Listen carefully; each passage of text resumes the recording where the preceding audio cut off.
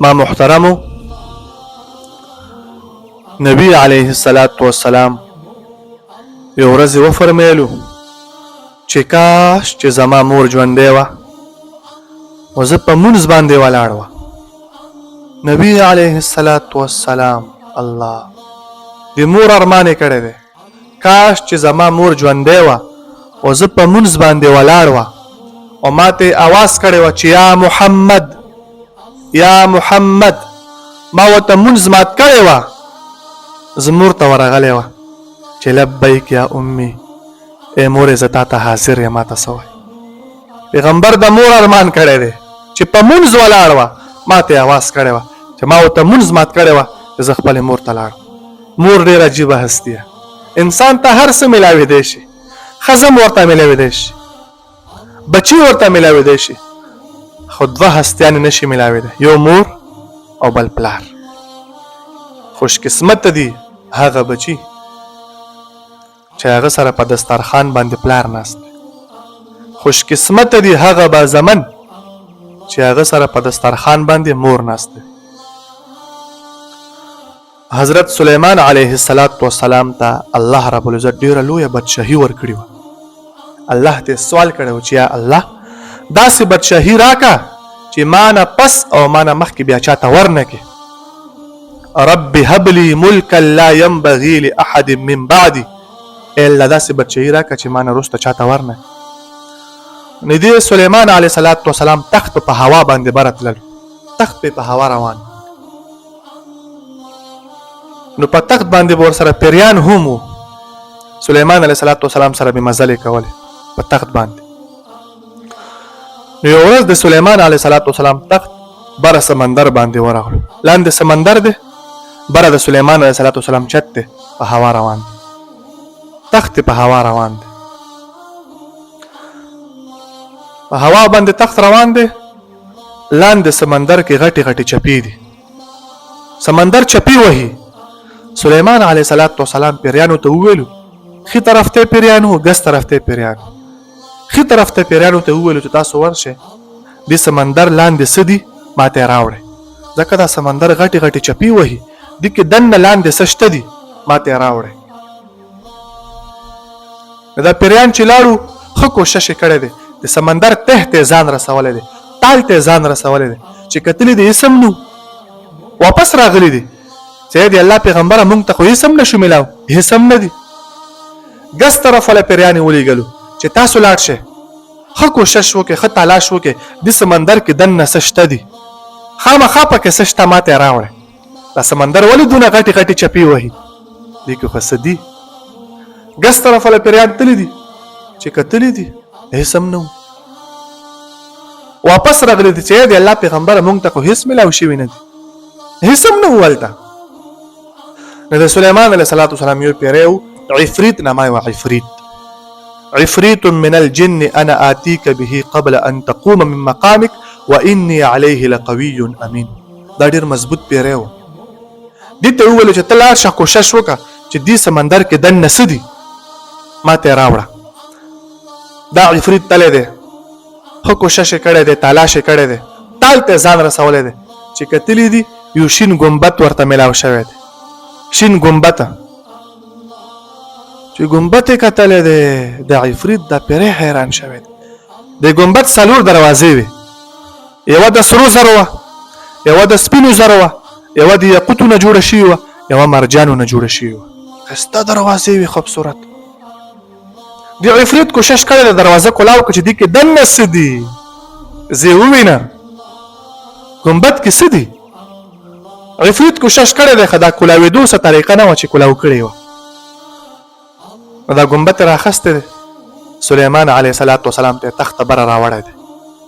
سلیمان علیه السلام چې شین ګمبت کتلی دی، دروازې یې کتلي دی، حیران شوی دی. سرو زرو دروازه ده، سپینو زرو دروازه ده، یاقوت او مرجانو دروازې دي. سلیمان علیه السلام کلاوېدو نه نو څه دم دارو یې په وویله، چنګ یې څه دم پرې وکړو، نو یوه دروازه کلاو شوه. چنګ یې څه دروازه کلاو شوه، ګمبت کې دننه یو سړی په مونځ باندې ولاړ دی، دریاب کې دننه بیا ګمبت کې سړی په مونځ ولاړ دی، مونځ کوي. سلیمان علیه السلام حیران شوی دی چې الله دا څه خبره ده چې کله سړي سلام راوړی دی. سلیمان علیه السلام سلام پې اچولی دی چې السلام علیکم. سړي سلام جواب ورکړی دی.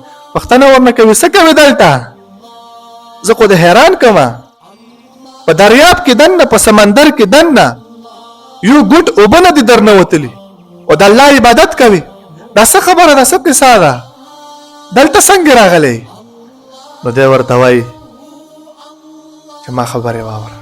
الله اکبر، دا عجیبه خبره کوي.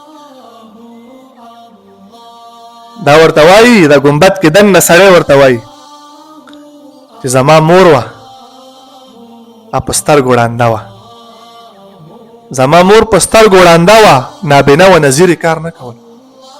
ما به د مور خدمت کولو کولو کولو کولو چې کله مې د مور اخري سلګۍ شوې، اخري وخت شو، زنکدن په وخت کې زما مور زما الله ته سوال وکړو چې الله دی بچی خو زما ډیر خدمت وکړو، دی بچی خو زما ډیر قدر وکړو، دا بچی خو ما د وجې نه ډیر په تکلیف، ای الله زما بچی ته ډیر عمر ورکې. ما ته مور دعا کړې ده چې زما بچی ته ډیر عمر ورکې. او زما پلار وو په خپلو سونو باندې شل وو، په زنګنونو بتللو، نو ما به د پلار خدمت کولو کولو کولو. کله چې زما پلار اخري سلګۍ شوې، اخري وخت شو، ما پلار الله ته سوال وکړو چې الله دا زما ډیر ښه بچی و، دی بچی زما ډیر خدمت وکړو، ای الله ما بچی نه دغسې ځای کې عبادت والا چې هلته شیطان نه وي. نو زما مور هم وفات شوه، زما پلار هم وفات شو، زما په کور کې بل هیڅوک نه و، زه یوازې وم. زه دې سمندر غاړې ته راووتلم، سمندر غاړې ته رالم چې یو مې کتلو دا شین ګمبد و، بس زه د شین ګمبد ته دننه شولم. اوس ما ته پته نشته چې زه په دریاب کې یم او که په وچې کې یم. الله اکبر. سلیمان علیه السلام ورته حیران شولو. الله او ورته څه ویل سلیمان علیه السلام چې ته د مور او پلار دعا وهلی تا به الله سمندر کې نه ضایع کوي، یو ګوټ اوبه تا ته نه دننه شوي. سلیمان علیه السلام نه څو پوښتنې کوي، تا ته عبادت څنګه پته لګي؟ ګمبد کې ته څنګه عبادت کوي؟ نو دی ورته وایي چې ما ته پته لګي چې څنګه چې کله لمر راوخیږي زما ګمبد کې راشي، بس د ورځې عبادت کوم، او کله لمر ډوب شي زما ګمبد کې تیاره شي، بس د شپې عبادت کوم. بیا ورنه پوښتنه کوي تا خوراک څه ترتیب ده؟ خوراک څوک راوړي؟ نو دی ورته وایي چې ما ته روزانه یوه فرشته راځي.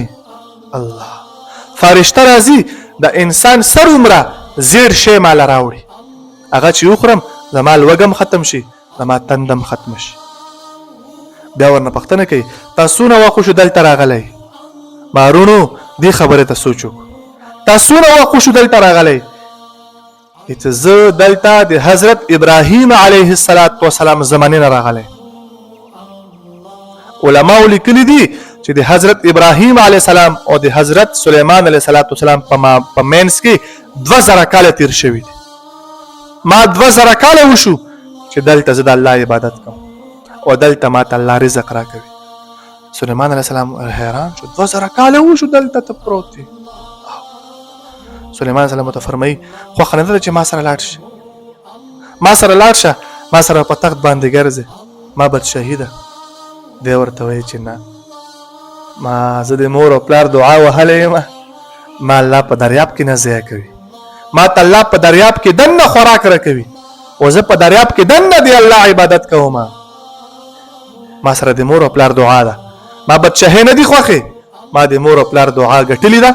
نن زما د مور او پلار دعا ده برکت دی چې الله په دریاب کې دننه ما نه ضایع کوي، الله په دریاب کې دننه ما ته روټۍ راکوي، الله په دریاب کې دننه ما ته رزق راکوي، زه د الله تعالی عبادت کوم. سلیمان علیه السلام عفریت ته وویل چې عفریت کوم ځای نه تا دا راخستی دی هغه ځای ته واپس یوسه. د مور او پلار خدمت یې کړی دی، الله دریاب کې رزق ورکوي. مور او پلار خدمت یې کړی دی، الله ونه په دریاب کې خپل عبادت اخلي. او ښایسته د مور دعا یې قبوله شوې وه، الله ډېر عمر ورکړو. د پلار دعا یې قبول شوې وه، داسې ځای کې ونه الله عبادت خستلو د شیطان سره ور دننه کېدلو نه، داسې ځای کې عبادت. زما وروڼو چا چې د مور او پلار خدمت کړی دی، چا نه چې مور او پلار راضي دي، په دنیا کې هغه بادشاهان دي.